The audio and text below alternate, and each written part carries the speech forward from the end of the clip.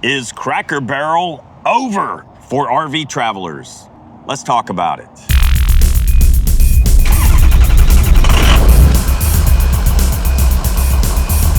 You may have heard that Cracker Barrel is undergoing some major changes nationwide to a new logo, new interiors, and a new menu.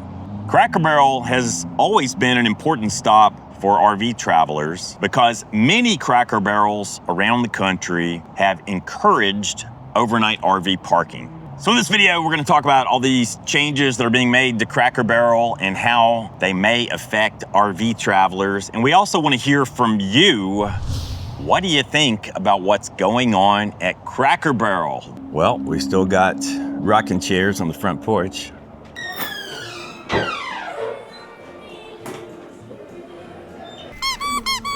You gotta admit, you kind of like the store. I do like the store. My mom always came in here for cute little gifts, and they've got a lot of cute stuff. I mean, if you need a little gift for kind of any age range, you can find something for kind of anybody in here. All right, although I've always appreciated the nostalgia in the old country store, I could never find anything I really wanted to buy. Until today. Look at this. It's a new Atari video game console that plays all of the vintage games from the 1980s. And it's got like 200 games on it. This is nostalgia for me. The word is that basically they're going to change the store to make it less cluttered. They'll still have their seasonal items. Like, that's one thing about Cracker Barrel. They do have a lot of great seasonal stuff. So like right now they've got Halloween out, but they'll have like fall, then they'll have Christmas, and they have Easter. They'll have the other items as well. I think they're just making it more streamlined so it's not so crowded, which honestly is not a bad thing, because there have been many times we've gone in Cracker Barrel and you're just kind of like scooching past things, trying to not to knock things over because there was so much kind of pushed into the spot. So I think streamlining it is not a bad thing. Even though I usually didn't buy anything in the store, there are a lot of people who would, like Kristy's mom, and the store kind of set the tone for the dining experience. It provided that context. Your mother used to come in just for the store. Yeah, my mom and several of her friends would meet for lunch at Cracker Barrel to buy little knick-knacky kind of gifts. Rubik's Cube. In fourth grade, I could solve a Rubik's Cube in a minute. That's my story, and I'm sticking to it. Lodge cast iron skillet with the old Cracker Barrel logo on the bottom. So that's the new logo. New logo on the menu. How creative. It's just so generic. I think it's a mistake. In my opinion, logo is kind of a fail. There's nothing really creative about it. They took a logo that was nostalgic and creative, and it even had some character to it.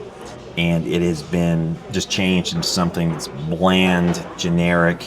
Could be a logo for anything. It could be like an office supply store. I mean, if you look at the logo, you have no idea what it is for. Whereas before, you definitely had that country store kind of vibe coming from the logo. So yeah, they've kind of taken away the character. I think it's kind of sad. I think they could have updated it and made it a little more modern and kept the barrel, kept a person, and just, sort of updated it from that respect and not gotten rid of everything. So I guess we should take a look at the traditional Cracker Barrel interior while it lasts. Because if they continue with their current plan, they're going to redo all the Cracker Barrels with the stark, modern, white interior. You see, I kind of like stepping into this place and having these traditional wooden tables and chairs, some dark colored walls, and this big hearth in the center of the restaurant. Just sort of evokes traditional Americana, doesn't it? Well, I never really see anyone playing checkers. You always have that opportunity here. So looking over the new menu, apparently there have been a few subtractions, things they've taken off the menu that I assume were less popular items, but they've added some other stuff. And something else they changed a couple of years ago is they put alcoholic beverages on the menu. A lot of you out there commented about that it seemed like a little bit of a strange combination to go to a place that's kind of famous for breakfast and have booze on the menu. So there's now different margaritas available. We've got several different wines now available, a couple of new beer options. I think they're probably trying to compete with other restaurants that are known for like their breakfast and brunch, where people do go in and they're used to getting a mimosa or a Bloody Mary or something like that that's traditionally a brunch drink. You think Grandpa Herschel was drinking mimosas? He was probably drinking whiskey. Yeah.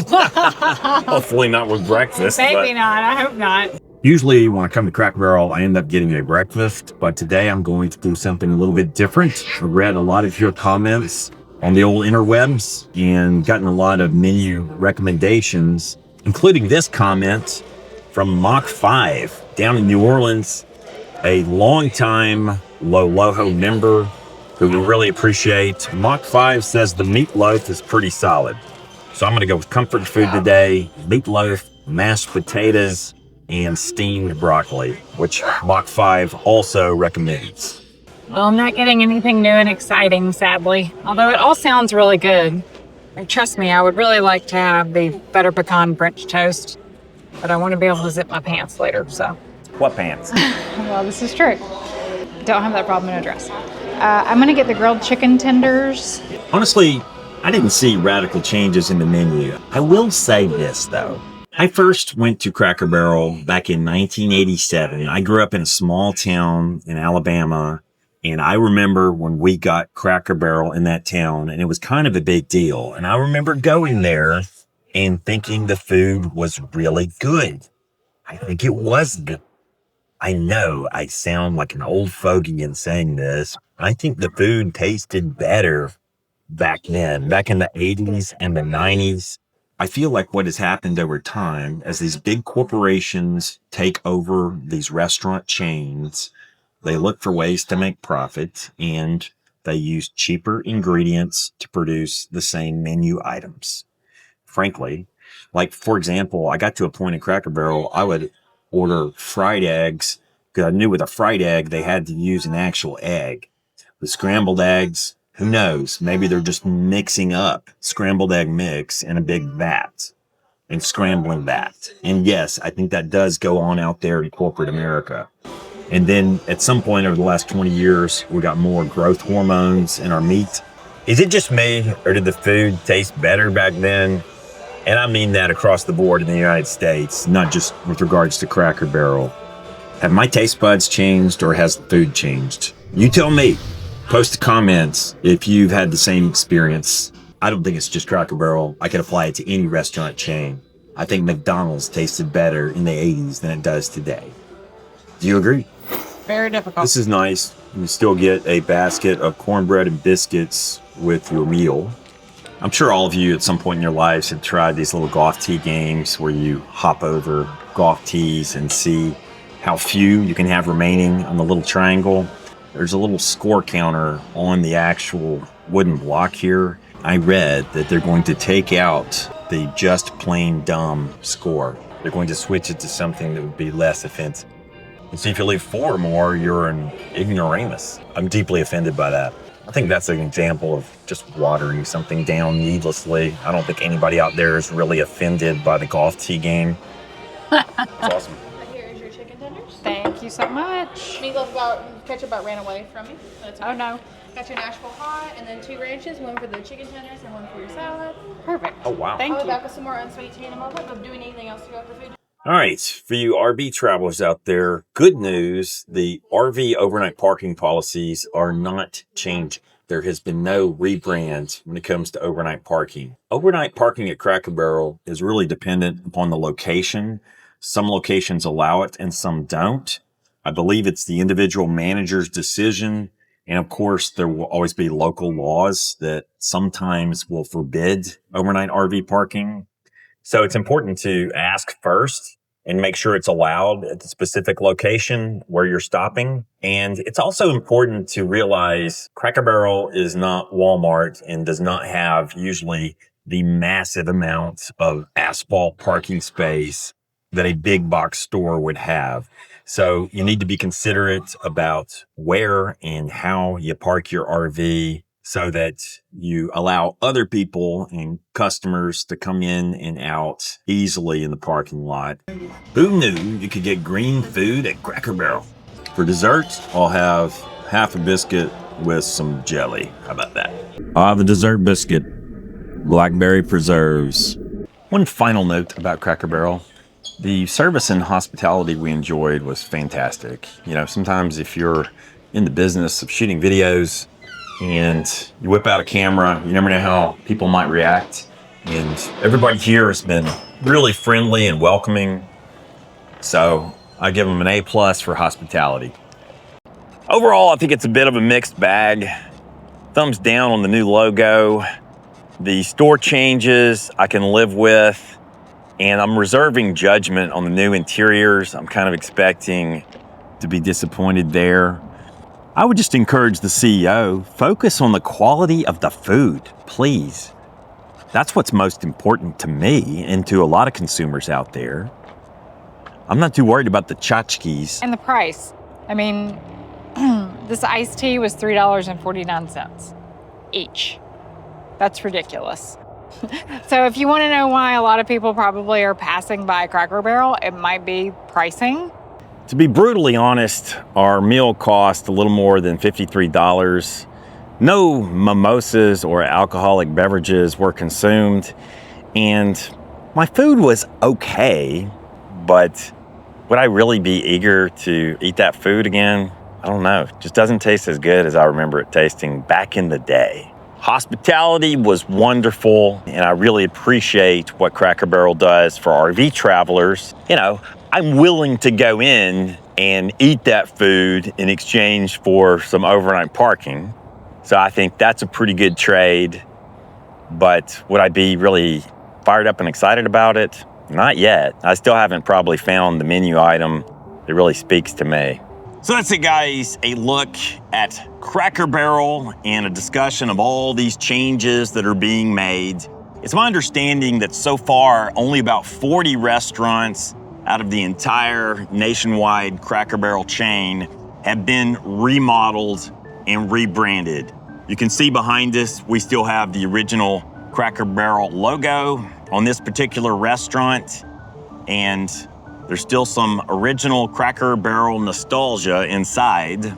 So what do you guys think about the new direction of Cracker Barrel? I think really it's a decor update, you know, trying to make it a little more hip. Do I think that's a good idea? I don't know. I think maybe they went a little too far. I think they could have done just slight tweaks. You know, this may end up being kind of a new Coke situation where the company announces this massive change, gets a strong backlash, and then they bring back Cracker Barrel Classic. We'll see.